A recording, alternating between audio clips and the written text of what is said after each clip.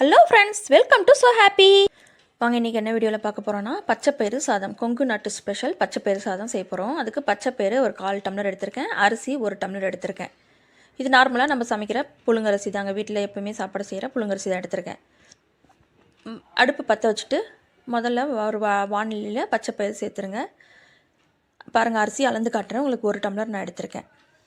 இப்போ இந்த பச்சைப்பயிரை நல்லா வறுத்து எடுக்கணுங்க. அடுப்பை மீடியம் ஃப்ளேம்லேயே வச்சுட்டு நல்லா வறுத்துடுங்க. அதுக்குள்ளே அரிசியை கழுவிட்டு வந்துட்டேன். இப்போ இந்த பச்சைப்பயிரை நல்லா வறுப்பட்டுருச்சு. இப்போ இதை நல்லா ஆற வச்சுருங்க.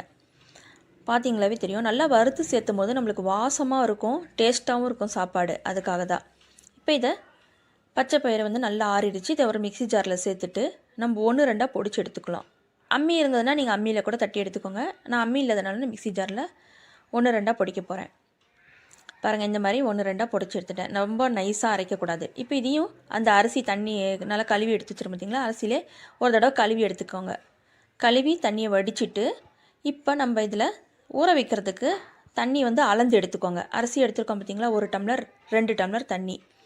இப்போ பச்சைப்பயிறு 1/4 டம்ளர் எடுத்துருக்கோம். அந்த 1/4 டம்ளருக்கு 1/2 டம்ளர் தண்ணி, அதாவது 1க்கு 2 பங்கு, அவ்வளோதாங்க. அந்த கணக்கில் 2.5 டம்ளர் தண்ணி நான் இந்த அரிசி பருப்புலேயே ஊற வச்சுட்டேன். இது தண்ணியும் அப்படியே ஊறட்டும், நம்ம அதை அப்படியே சேர்த்திக்கலாம். தண்ணியை வடிக்கணும்னு அவசியம் இல்லை. இப்போ தாளிக்கிறதுக்கு ரெடி பண்ணிக்கலாம். சின்ன வெங்காயம் ஒரு 15 வெங்காயம் எடுத்து கட் பண்ணி வச்சுருக்கேன். காரத்துக்கு பச்சை மிளகாய் 3, தக்காளி 1, கொத்தமல்லி கொஞ்சம், பூண்டு ஒரு 5 பல், மிளகு, சீரகம், கடுகு, உளுத்தம்பருப்பு தாளிக்க.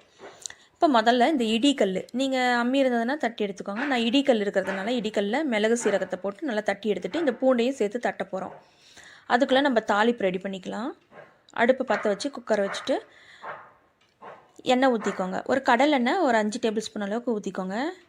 கடலெண்ணெய் நல்லா டேஸ்ட்டாக இருக்கும், வாசமாகவும் இருக்கும். அதுக்காக தான் கடலெண்ணெய் ஊற்றிக்கோங்க.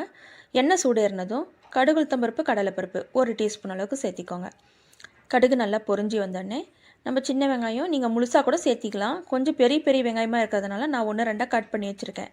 15 வெங்காயம் எடுத்து கட் பண்ணி வச்சுருக்கேன், அவ்வளோதாங்க. இப்போ இதையும் சேர்த்து நல்லா வதக்கி விடுங்க. இது கூடவே காரத்துக்கு ஒரு 3 பச்சை மிளகாய், ஒரே ஒரு தக்காளி எடுத்திருக்கேன், அதையும் சேர்த்துட்டு நல்லா வதக்கி விடுங்க. உங்களுக்கு மிளகா உங்களுக்கு காரம் வேணும்னா நீங்கள் அதிகமாக கூட சேர்த்திக்கலாம். இப்போ நான் இந்த மிளகு சீரகத்தை தட்டி எடுத்துட்டேன். இது கூடவே இந்த பூண்டையும் சேர்த்து நல்லா தட்டிடுங்க. பாருங்கள், இந்த அளவுக்கு தட்டினா போதும். இப்போ இதையும் நம்ம அந்த மசாலா அந்த வெங்காயத்தோடு சேர்த்துடலாம். ஏன்னா அந்த பச்சை வாசம் போகணும், அதுக்காக அதில் சேர்த்துட்டு நல்லா வதக்கி விடுங்க. பாருங்கள், பச்சை வாசம் போகிற அளவுக்கு ஒரு 10 செகண்ட் போல் நல்லா வதக்கினா போதும். இப்போ கொஞ்சமாக நம்ம எடுத்து வச்சுருக்கிற கொத்தமல்லி தழை சேர்த்துருங்க. அதையும் சேர்த்துட்டு ஒரு தடவை நல்லா வதக்கி விட்டுட்டு இதுக்கு இப்போ தேவையான மசாலா சேர்த்திக்கலாம். காரத்துக்கு கொஞ்சமாக நான் மிளகாத்தூள் சேர்த்திக்கிறேன், நிறையா சேர்த்த தேவையில்லை. உப்பு தேவையான 1 டீஸ்பூன் அளவுக்கு, மஞ்சத்தூள் ஒரு 1/4 டீஸ்பூன். உங்கள் காரத்துக்கு தகுந்த மாதிரி நீங்கள் மிளகாத்தூள் கூட்டிக்கலாம், குறைச்சிக்கலாம். நான் இது போதுமான அளவாக இருக்கும்.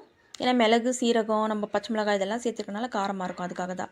பாருங்கள், நல்லா எண்ணெய் பிரிஞ்சு வர அளவுக்கு இந்த மாதிரி நல்லா வதங்கின பிறகு இப்போ அரிசியிலே நம்ம தண்ணி அளந்து தான் ஊற்றி வச்சுருக்கோம் இந்த டம்ளரில். அதனால் நீங்கள் தண்ணி அளக்கணும்னு அவசியம் இல்லை. அந்த தண்ணியோட அரிசி அந்த பருப்பை ஊறினதை அப்படியே சேர்த்துருங்க. சேர்த்துட்டு நல்லா கலந்து விடுங்க. உப்பு பார்த்துட்டு செக் பண்ணிக்கோங்க. உப்பு கம்மியாக இருந்ததுன்னா உப்பு போட்டுக்கலாம். ஒரு தடவை நல்லா கலந்துவிட்டு உப்பு பார்த்தேன், எனக்கு கொஞ்சம் கம்மியாக இருக்கிற மாதிரி இருக்குது, அதனால் நான் மறுபடியும் இன்னும் கொஞ்சமாக சேர்த்திக்கிறேன். இதை நல்லா கலந்து விட்டுட்டு குக்கரை மூடி போட்டு மூடிட வேண்டியது தாங்க. ஒரு 3 விசில் வரட்டுங்க.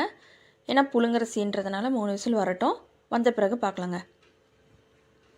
பாருங்கள், நல்லா 3 விசில் வந்துருச்சு. ஓப்பன் பண்ணி காட்டுறேன்.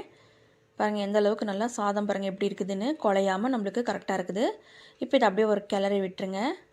அவ்வளோதாங்க, சூப்பரான கொங்கு நாட்டு ஸ்டைலில் நம்ம பச்சைப்பயிறு சாதம் ரெடி ஆகிடுச்சு.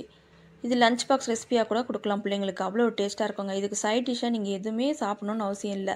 சாதமே அவ்வளோ டேஸ்ட்டாக இருக்கும், சூப்பராக இருக்கும். இன்னும் கொஞ்சம் காரஞ்சாரமாக நல்லாயிருக்கும். நெய் ஊற்றி சாப்பிட்றவங்க நெய் ஊற்றி சாப்பிட்லாம். வெறும் தயிர் வச்சு சாப்பிட்றவங்க சாப்பிட்லாம். நான் வெறும் தயிர் தான் எடுத்திருக்கேன். தயிர் ஒரு தடவை ஊற்றி சாப்பிட்டு பாருங்கள், அவ்வளோ டேஸ்ட்டாக இருக்கும். இதுக்கு நீங்கள் அப்பளம், வடகம் இது மாதிரி எது வேணாலும் தொட்டுக்கலாம். நான் வீட்டிலே கஞ்சி வடகம் போட்டிருக்கிறதுனால அதை நான் பொரிச்சு வச்சுருக்கேன் தொட்டுக்கிறதுக்கு. அவ்வளோதாங்க, சூப்பரான லஞ்ச் பாக்ஸ் ரெசிபி பச்சைப்பயிறு சாதம் ரெடி. இதே மாதிரி நீங்களும் செஞ்சு ட்ரை பண்ணி பாருங்கள். சூப்பரான லஞ்ச் பாக்ஸ் ரெசிபி. இந்த வீடியோ உங்களுக்கு பிடிச்சிருந்தா லைக் பண்ணுங்கள், ஷேர் பண்ணுங்கள், கமெண்ட் பண்ணுங்கள். மறக்காமல் நம்ம ஸோ ஹாப்பி சேனலை சப்ஸ்கிரைப் பண்ணிவிடுங்க. தேங்க்யூ.